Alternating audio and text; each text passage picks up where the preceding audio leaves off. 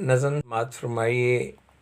پاکستان کسی کے باپ کی جاگیر نہیں، جس کو کھیڑے بیاہ کے لے جائیں، یہ میری نگری ایسی ہیر نہیں۔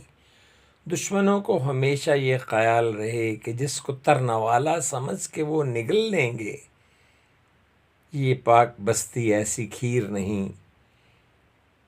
بہت سے آج بھی یہاں نیکی کے رکھوالے ہیں، ہر کوئی تو ڈبہ پیر نہیں۔ شہداء کی ماؤں کی آنکھوں میں غور سے دیکھو کبھی، کہ کسی آنکھ میں بھی نیر نہیں۔ شہداء کی ماؤں کی آنکھوں میں غور سے دیکھو کبھی، کہ کسی آنکھ میں بھی نیر نہیں۔ قسم ہے رب ذوالجلال کی مجھ کو، جس کو اندھیرے نگل جائیں، ضیاء قرآن وہ تنویر نہیں۔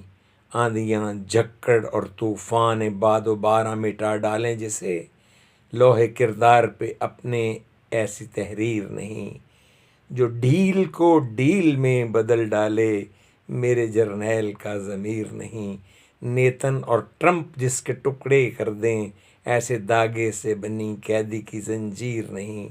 اس نے ہاتھوں سے بنی ہے یہ زنجیر، اس نے یہ طوق خود اپنی کردار سے رقم کیا ہے اور بنایا ہے، تو اس کو کون کاٹے گا؟ اس کو کاٹنے کا حق صرف عوام پاکستان کو حاصل ہے۔ تو جناب، پاکستان کسی کے باپ کی جاگیر نہیں، یہ ایک بے خوف ملی نظم ہم نے آپ کی نظر کی۔ یہ نظم محض الفاظ کا مجموعہ نہیں، بلکہ ایک اجتماعی شعور، ایک قومی ضمیر اور غیرت مند قوم کی نمائندہ آواز ہے۔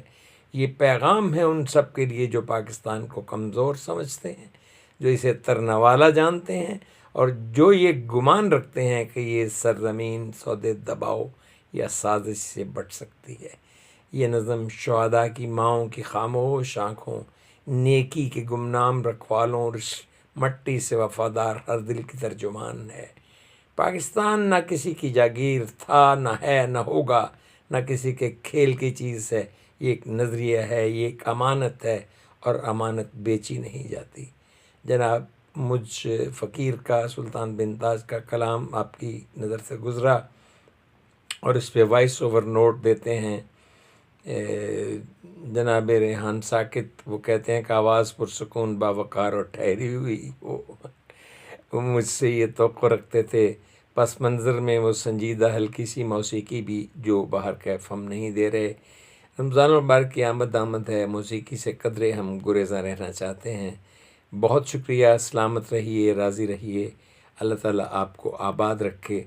بار دیگر جاتے ہوئے پھر کہتے ہیں کہ پاکستان کسی کے باپ کی جاگیر نہیں، جسے کھیڑے بیاہ کے لے جائیں، یہ نگری ایسی ہیر نہیں۔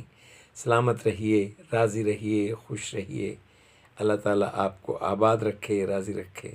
اللہ حافظ۔